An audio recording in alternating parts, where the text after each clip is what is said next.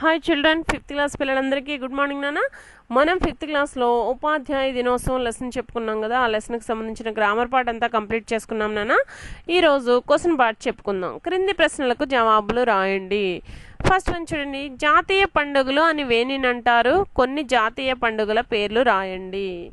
చూడండి, ఇక్కడ దేశంలో ఉండే అన్ని మతాలకు చెందిన వాళ్ళు జరుపుకునే పండుగలను జాతీయ పండుగలు అంటారు. అవి స్వాతంత్ర దినోత్సవం, రిపబ్లిక్ దినోత్సవం, బాలల దినోత్సవం, ఉపాధ్యాయ దినోత్సవం మొదలైనవి.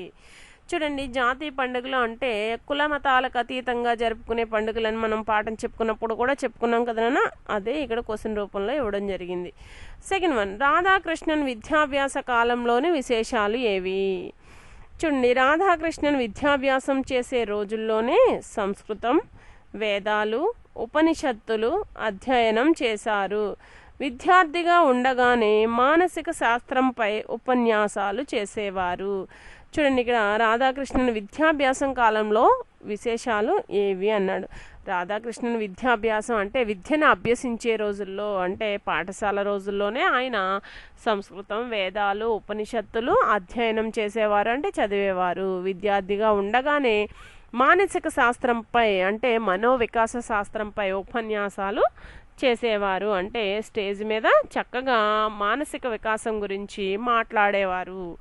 ఇలా ఈ 2 క్వశ్చన్స్. ఫస్ట్ క్వశ్చన్, జాతీయ పండుగలు వేటిని అంటారు? జాతీయ పండుగల పేర్లు. రాధాకృష్ణన్ విద్యాభ్యాస కాలంలో విశేషాలు. ఈ 2 క్వశ్చన్స్ కూడా మీ నీట్ హ్యాండ్ రైటింగ్తో మీ నోట్బుక్లో రాయాలన్న. ఫస్ట్ క్వశ్చన్ ఆన్సర్ రాసాక లైన్లు ఇచ్చేసి సెకండ్ క్వశ్చన్ ఆన్సర్ రాయాలి. అలా నీట్ హ్యాండ్ రైటింగ్తో ఈ 2 క్వశ్చన్స్ రాసి చక్కగా చూడకుండా రాయడానికి చెప్పడానికి వచ్చేలాగా ఈ 2 క్వశ్చన్స్ చదువుతారు అనుకుంటున్నాను నాన్న. నెక్స్ట్ మండే, ఈరోజు సాటర్డే కదా, మండే జూమ్ క్లాస్ ఉంటుంది నాన్న. జూమ్ క్లాస్కి అందరూ తప్పకుండా అటెండ్ అవ్వాలన్నా. చాలామంది అటెండ్ అవ్వట్లేదు. కంపల్సరీ వీడియో చూసే ప్రతి ఒక్కళ్ళు కూడా జూమ్ క్లాస్కి అటెండ్ అవుతారని అనుకుంటున్నాను. అట్లాగే జూమ్ క్లాస్లో మీ నోట్బుక్స్, మెటీరియల్స్ కూడా చూపిస్తారని అనుకుంటున్నాను నాన్న. అందరూ జూమ్ క్లాస్కి అటెండ్ అవుతారని అనుకుంటూ ఈ వీడియోని ఇంతటితో ఎండ్ చేస్తున్నానమ్మా.